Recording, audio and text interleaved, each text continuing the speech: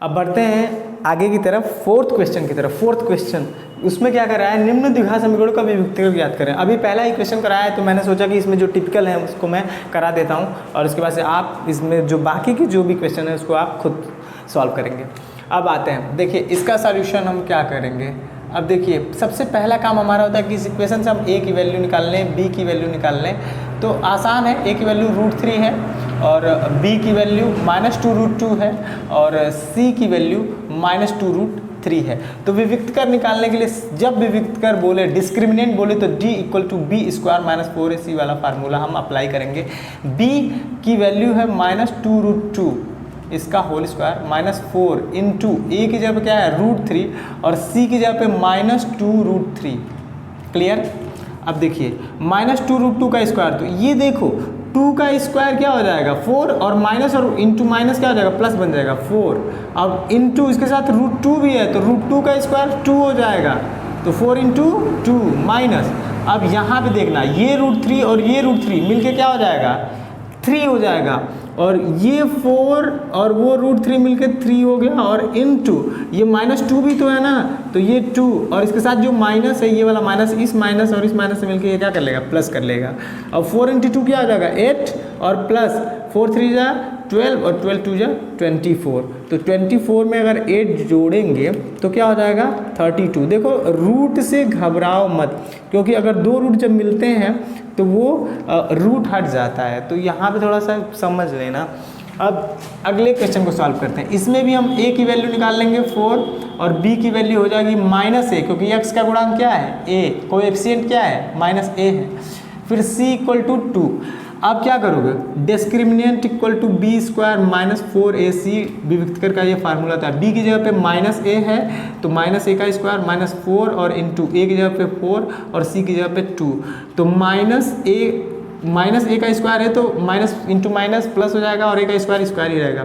4 × 4 = 16, 16 × 2 = 32, मतलब 4 × 4 = 16 दूना 32 हिंदी वाले, तो a² - 32। तो अब क्या हम 32 में से a² तो घटा नहीं सकते, तो इसको हम क्या करेंगे यहीं पे छोड़ देंगे, लीव इट। अब क्या करोगे आगे, अब इसमें देखते हैं a की वैल्यू क्या आएगी 1 और b की वैल्यू क्या आएगी -4 और c की वैल्यू क्या होगी b। अब इसमें भी वही अप्लाई करेंगे, d = b² - 4ac। विविक्तकर की जब भी बात करें, डिस्क्रिमिनेंट की बात करें तो d = b² - 4ac ही हर बार अप्लाई करना है। b की जगह पे -4 का स्क्वायर -4 इंटू a की जगह पे 1 और c की जगह पे है b। अब देखो -4 का स्क्वायर करोगे तो ये क्या आ जाएगा 16 और -4b।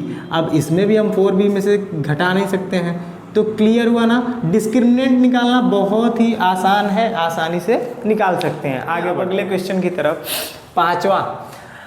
पांचवा बोल क्या रहा है, निम्न में से किन द्विघात समीकरणों के मूल वास्तविक हैं। देखो CBSE वाले, मतलब कि किसके रूट जो हैं वो रियल है, मतलब कि इन क्वाड्रेटिक इक्वेशन में कौन से ऐसे इक्वेशन हैं जिनके रूट्स क्या हैं रियल है। तो मैंने तुम्हें कंडीशन वो जो बताई, ये 3 कंडीशन वो तुम्हें याद होना चाहिए। 3 कंडीशन में 2 कंडीशन ऐसे होते हैं जिसमें मूल वास्तविक ही होंगे, सिर्फ एक ऐसा कंडीशन होता है जिसमें वास्तविक नहीं होंगे, वो लास्ट वाली कंडीशन होती है जिसमें अगर निगेटिव वैल्यू आती है d की तो ही मूल वास्तविक नहीं होंगे, अन्यथा किसी भी कंडीशन में मूल हमेशा वास्तविक ही होंगे। तो देखते हैं, तो इसके लिए हमें क्या करना पड़ेगा, a की वैल्यू निकालो, a = 2, b = 5 और c = 5। अब क्या करोगे d की वैल्यू निकालोगे, अगर निगेटिव आ रही है तो ही मूल वास्तविक नहीं होंगे और अगर पॉजिटिव आ रही है तो मूल उसके वास्तविक होंगे। b की जगह पे 5 का स्क्वायर -4 और a की जगह पे 2 और c की जगह पे 5 5 × 5 = 25 माइनस ये 4 × 2 = 8 और 8 × 5 = 40, तो 25 में से अगर 40 घटाओगे तो सिंपल सी बात है कि -15 बचेगा और निगेटिव आया तो इसका मतलब क्या होगा, इसको जो रूट होंगे वो क्या होंगे रियल नहीं होंगे, नॉट रियल, रियल नॉट नहीं नॉट रियल। ठीक है, अब इसको चेक कर लेते हैं। a = 1, b = 1, c = 1। फिर क्या करेंगे d = b² - 4ac, b की जगह पे 1 का स्क्वायर -4 इंटू 1 इंटू 1। क्या करेंगे 1 का स्क्वायर 1 ही होगा और ये 4 ही होगा, ये क्या हो जाएगा -3। तो इसका मतलब कि इसके भी जो रूट होंगे वो नॉट रियल होंगे। माइनस आ रहा है तो नॉट रियल होंगे। अब इसको देखते हैं, a इक्वल टू 2 और b इक्वल टू 1 और c इक्वल टू -1, तो d equal to b square minus 4ac। अब फिर देखो b की जगह पे 1 है, 1 का स्क्वायर -4 और a की जगह पे 2 और c की जगह पे -1, तो ये क्या हो जाएंगे 1 और माइनस 4 2 जा 8 और ये माइनस और माइनस मिलके प्लस, ठीक है, तो 8 हो जाएगा और 8 प्लस 1 क्या हो जाएगा 9 हो जाएगा, तो d इक्वल टू 9। तो पॉजिटिव का है तो सिंपल सी बात है कि इसके जो रूट होंगे वो क्या होंगे रियल होंगे। इसमें ध्यान सिर्फ ये देना है कि अगर रियल अगर नहीं होंगे, मतलब कि रियल कब नहीं होंगे, सिर्फ एक कंडीशन में, अगर d की वैल्यू माइनस आ रही है तो रियल नहीं होंगे, और d की वैल्यू अगर पॉजिटिव में आ रही है तो वो हमेशा ही रियल होंगे। अब आते हैं अपने छठे क्वेश्चन की तरफ। छठा क्वेश्चन क्या कहता है कि निम्न समीकरण में p के वे मान गए थे जिन्हें प्रतिस्थापित करने पर द्विघात समीकरण के मूल वास्तविक हों। तो वास्तविक कब कब होते हैं हमारे मूल? If b square minus 4ac is equal to 0 then our root is real. और एक और कंडीशन क्या होता है, when b square minus 4ac is less than 0। Clear है? अगर b स्क्वायर माइनस 4ac की वैल्यू अगर क्या हो कि जीरो से अगर बड़ी हो तो होगी, मतलब कि 0 से अगर कम होगा वैल्यू तभी मूल जो होंगे वो काल्पनिक होंगे। अगर b स्क्वायर माइनस 4ac का मान 0 होगा और अगर 0 से बड़ा होगा तो क्या होगा कि वो मूल क्या होंगे वास्तविक होंगे। ये बात ध्यान में रखना। तो कहने का मतलब ये है कि कंडीशन अगर हम यहाँ पे अप्रूव करें b स्क्वायर माइनस 4ac, तो कहने का मेरा मतलब ये है कि अगर 0 के बराबर हो या 0 से क्या हो बड़ा हो तभी तो हमारे मूल जो होंगे वो वास्तविक होंगे। याद रखो 3 कंडीशन मैंने बताई थी। एक कंडीशन बताया था कि अगर b square minus 4ac equal to 0 हो तो मूल वास्तविक होंगे। एक कंडीशन ये बताया था कि b स्क्वायर माइनस 4ac का मान अगर 0 से बड़ा आ रहा है तो क्या होगा हमारे मूल जो होंगे वो वास्तविक होंगे। और लास्ट कंडीशन ये था कि b स्क्वायर माइनस 4ac का मान अगर 0 से छोटा आ रहा है तो सिंपल सी बात है कि क्या होगा वो मूल उसके जो होंगे वो इमेजिनरी होंगे। तो अब हम यहाँ से हम क्या करें, a इक्वल टू मान लेते हैं p, b इक्वल टू 4 मान नहीं लेते हैं, दिया हुआ है c इक्वल टू 1। अब b की जगह पे क्या है 4, तो 4 का स्क्वायर माइनस 4 इंटू a की जगह क्या है p और c की जगह पे है 1। और ये जो साइन है ऑलवेज ऐसे ही लगाए रहे हैं आप लोग।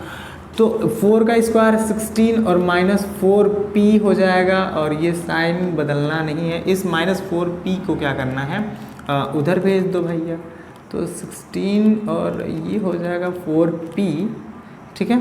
तो अब ये 4 इधर आएगा तो 16/4 हो जाएगा, ये तो क्लियर है ना, ये p हो जाएगा। अब ये हो जाएगा 4, तो इसका मतलब क्या हुआ कि p की वैल्यू अगर 4 रखें तो इसके जो मूल होंगे वो वास्तविक होंगे।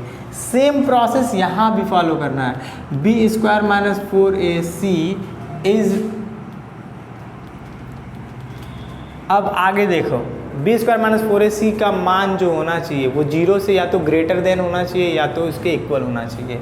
तो a इक्वल टू 2 और b इक्वल टू 3 और c इक्वल टू p, ये बात याद रखो। अब आगे बढ़ते हैं। आगे क्या करेंगे देखो, अब b की वैल्यू मैंने निकाल ही रखी है 3, तो 3 का स्क्वायर कर दो और माइनस 4 और इंटू a की वैल्यू 2 और c की वैल्यू p, इतना क्लियर है 0। अब देखो यहाँ पे 3 3 जा 9 माइनस 4 2 जा 8p, ये ऐसे ही साइन बनाए रहो। और मैंने ये बताया कि ये साइन मैंने ऐसा क्यों लगाया है, इसको एक्सप्लेन कर चुका हूँ मैं। माइनस 8p उधर जाएगा, प्लस का 8p हो जाएगा। अब ये 8 इधर आएगा तो क्या हो जाएगा 9/8 हो जाएगा।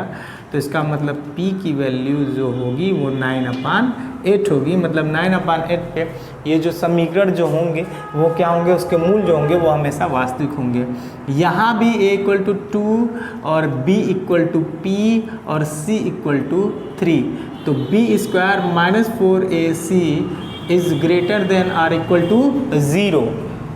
अब क्या करेंगे, अब आगे बढ़ते हैं। अब यहाँ पे हम फिर b स्क्वायर, तो b की जगह पे p है तो p की जगह पे p स्क्वायर लिख देंगे, इतना क्लियर है। अब फिर माइनस 4 इंटू a की जगह पे 2 और c की जगह पे 3 greater than or equal to 0, ये हमेशा साइन ऐसे ही रहने देना। ये हो जाएगा तुम्हारा पी स्क्वायर और माइनस 4 2 जा 8 8 3 जा 24। क्लियर है। अब ये 24 जब उधर जाएगा तो पी स्क्वायर लेस देन और इक्वल टू 24। तो अब इसको हम अगर रूट में करें तो ये √24 हो जाएगा। इतना क्लियर है। तो p के मैंने हर एक वैल्यू ऐसे निकाल दिए जिस पे मूल वास्तविक होंगे। मैं इसको फिर एक बार समझाना चाहता हूँ। ये b square minus 4ac equal to और ग्रेटर देन 0 क्यों है और क्यों मैंने ये जो कंडीशन दिया इसी बेस पे मैंने इसको निर्धारित किया। ये बात ध्यान में रखना। मूल वास्तविक कब होते हैं? या तो वो 0 के इक्वल हो या तो वो 0 के बड़ा हो। b स्क्वायर माइनस 4ac का मान या तो 0 के इक्वल हो या तो 0 से बड़ा हो, तभी मूल जो होते हैं वास्तविक होते हैं। और इसीलिए उस चीज़ को मैंने फॉलो किया है और मैंने p की वैल्यू निकाली है। That's it.